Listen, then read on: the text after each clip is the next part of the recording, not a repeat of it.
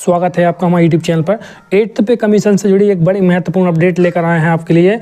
8वें वेतन आयोग का फ़ायदा सरकारी स्टाफ को मिलने में कम से कम साल भर की देरी। ऐसा क्यों है, आकर देखते हैं। बड़ी महत्वपूर्ण अपडेट निकल के आ रही है कि एक बड़ी महत्वपूर्ण अपडेट ये निकल के आ रही है कि जो सरकारी स्टाफ को मिलने में जो 8 पे कमीशन है उसमें कम से कम साल भर की देरी क्यों है, ऐसा क्यों है, देखते हैं क्या है विस्तार से। तो हम देख रहे हैं भारत सरकार और राज्य सरकार के लाखों सरकारी स्टाफ के लिए खबर है। कम से कम 1 साल उन्हें 8वें वेतन आयोग की सिफारिश के तहत बड़ा वेतन नहीं मिलने जा रहा है। आखिर क्यों है ऐसा, देखते हैं विस्तार से। तो 8वें वेतन आयोग से जुड़ी बड़ी महत्वपूर्ण अपडेट निकल के आ रही है। 8वें वेतन आयोग का इंतजार तो लगेगा झटका, देखते हैं क्या है। भारत सरकार और राज्य सरकार के लाखों सरकारी स्टाफ के लिए खबर है, उनकी सैलरी में बड़ी उछाल की संभावना फिलहाल खत्म हो गई है। कम से कम 1 साल उन्हें 8वें वेतन आयोग की सिफारिशों के तहत बढ़ा वेतन नहीं मिलने जा रहा है, क्योंकि भारत सरकार ने इनके लिए अभी संसद में पेश हुए वित्तीय वर्ष 2025-26 के बजट में 8वें वेतन आयोग के आधार पर बढ़ने वाले सैलरी के लिए कोई पैसा नहीं डाला है। दरअसल 8वें वेतन आयोग के लिए अभी टर्म ऑफ रेफरेंस ही मांगा जा रहा है। इस तरह वेतन आयोग की रिपोर्ट आने में कम से कम साल भर लगेंगे।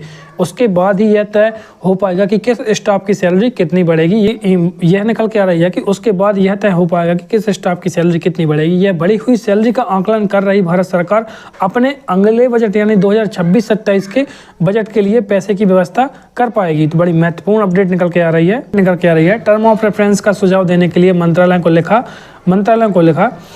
मनी कंट्रोल के रिपोर्ट के मुताबिक वित्त मंत्रालय के एक्सपेंडिचर सेक्रेटरी जी ने यह स्वीकार किया है कि अगले फाइनेंशियल ईयर से ही सरकारी स्टाफ को 8वें वेतन आयोग के मुताबिक बढ़ा हुआ पैसा मिलना संभव हो पाएगा। अभी वित्त मंत्रालय ने डिफेंस मिनिस्ट्री, होम मिनिस्ट्री और कार्मिक एवं प्रशिक्षण मंत्रालय को पत्र भेजकर टर्म ऑफ रेफरेंस का सुझाव देने के लिए कहा है।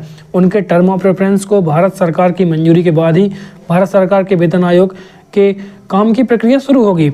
तो बड़ी महत्वपूर्ण अपडेट निकल के आ रही है कि और आगे बताया है कि टर्म ऑफ रेफरेंस के भारत सरकार से मंजूरी मिलते ही वेतन आयोग अपना काम शुरू कर देगा।